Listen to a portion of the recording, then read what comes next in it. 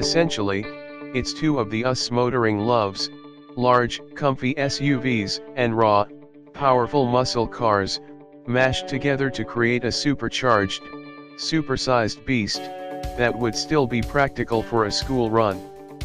A potentially very quick school run, obviously. Set the task of producing the world's fastest SUV, SRT, Fiat Chrysler Automobile's performance arm, set about it in a different way from the likes of Mercedes-AMG or Land Rover's SVO division. SRT has set about it in the most American way possible, sticking a great big powerful V8 up front.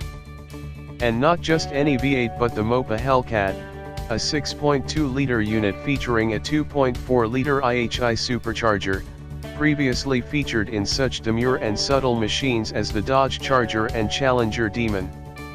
The Hellcat produces a supercar rivaling 697 bhp and 645 pounds-foot of torque at 4800 rpm, a slight reduction on its use elsewhere due to a more restrictive exhaust, powered through an 8-speed automatic gearbox with a manual mode.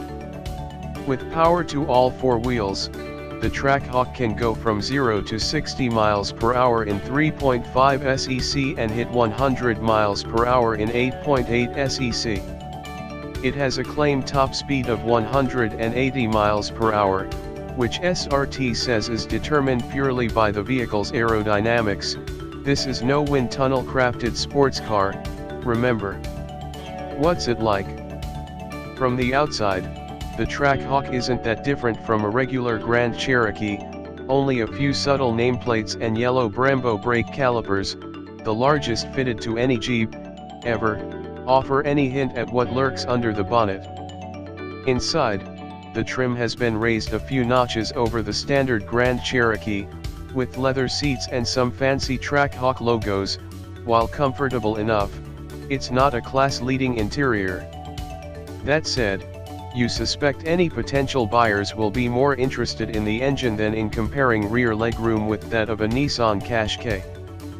Fitting that engine meant reworking the internals extensively, even compared with the previous range-topping Grand Cherokee SRT, which featured a 461 bhp, 6.4-liter Hemi engine, which seems sensible by comparison.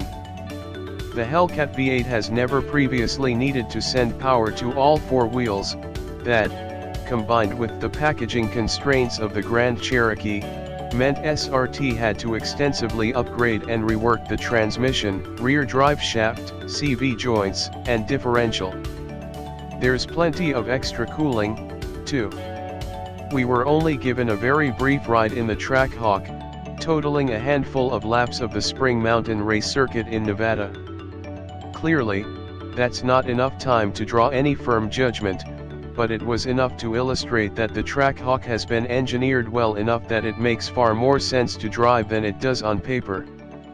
For a start, it doesn't feel as brutal as you'd expect from a car with a supercharged V8 engine stuck in the front.